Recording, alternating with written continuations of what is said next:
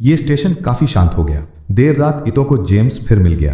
तंबू के बाहर तोपों की गोलाबारी तेज थी। इतो ने कहा कि जब मित्र राष्ट्र आएंगे तो वे जमीन पर बमबारी जरूर करेंगे। जब तक वो नवाजों के निर्देश नहीं मानेगा कोई भी नहीं बचेगा। इतो देर रात उन्हें बेस खाली कराने के लिए ले जाएगा। वो और कॉलिंस सेल से भाग निकले, लेकिन इस समय युवा सैनिक खुफिया जानकारी की जांच करने आया था, लेकिन जेम्स ने उसे खींच लिया। ये देखकर कि दूसरे पक्ष ने उसे बार बार जाने दिया था, जेम्स ने एन की रिपोर्ट करने का इरादा नहीं किया। सौभाग्य से दूसरे पक्ष को भी इस अन्यायपूर्ण युद्ध से नफरत थी। दोनों को बेस से बाहर निकालने की पेशकश करते हुए कॉलिंस रेडियो पकड़े हुए पास की एक पहाड़ी की चोटी पर पहुंच गया। उसका इरादा मित्र राष्ट्रों से मदद मांगने का था, लेकिन जापानी निश्चित रूप से सिग्नल को रोक लेते। अगर इससे तो सतर्क हो जाता तो वो रातों रात कहीं और चला जाता। इसलिए कॉलिंस ने अपनी सैन्य साख बताने के लिए अपने कुछ जाने पहचाने नौसैनिक नंबरों का इस्तेमाल किया। फिर उसने गाराओं में दुश्मन के निर्देशांकों के साथ एक संदेश भेजा। जवाब पाकर दोनों जल्दी से शिविर की ओर चल पड़े, लेकिन जब वो वापस कोठरी में पहुंचा तो वो खाली मिली। जेम्स को कुछ गड़बड़ का आभास हुआ। आगे मूवी में क्या होने वाला है जानने के लिए जल्दी से चैनल को सब्सक्राइब करो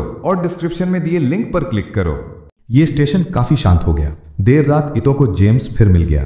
तंबू के बाहर तोपों की गोलाबारी तेज थी। इतो ने कहा कि जब मित्र राष्ट्र आएंगे तो वे जमीन पर बमबारी जरूर करेंगे। जब तक वो नवाजों के निर्देश नहीं मानेगा कोई भी नहीं बचेगा। इतो देर रात उन्हें बेस खाली कराने के लिए ले जाएगा। वो और कॉलिंस सेल से भाग निकले, लेकिन इस समय युवा सैनिक खुफिया जानकारी की जांच करने आया था, लेकिन जेम्स ने उसे खींच लिया। ये देखकर कि दूसरे पक्ष ने उसे बार बार जाने दिया था, जेम्स ने एन की रिपोर्ट करने का इरादा नहीं किया। सौभाग्य से दूसरे पक्ष को भी इस अन्यायपूर्ण युद्ध से नफरत थी। दोनों को बेस से बाहर निकालने की पेशकश करते हुए कॉलिंस रेडियो पकड़े हुए पास की एक पहाड़ी की चोटी पर पहुंच गया। उसका इरादा मित्र राष्ट्रों से मदद मांगने का था, लेकिन जापानी निश्चित रूप से सिग्नल को रोक लेते। अगर इससे तो सतर्क हो जाता तो वो रातों रात कहीं और चला जाता। इसलिए कॉलिंस ने अपनी सैन्य साख बताने के लिए अपने कुछ जाने पहचाने नौसैनिक नंबरों का इस्तेमाल किया। फिर उसने गाराओं में दुश्मन के निर्देशांकों के साथ एक संदेश भेजा। जवाब पाकर दोनों जल्दी से शिविर की ओर चल पड़े, लेकिन जब वो वापस कोठरी में पहुंचा तो वो खाली मिली। जेम्स को कुछ गड़बड़ का आभास हुआ। आगे मूवी में क्या होने वाला है जानने के लिए जल्दी से चैनल को सब्सक्राइब करो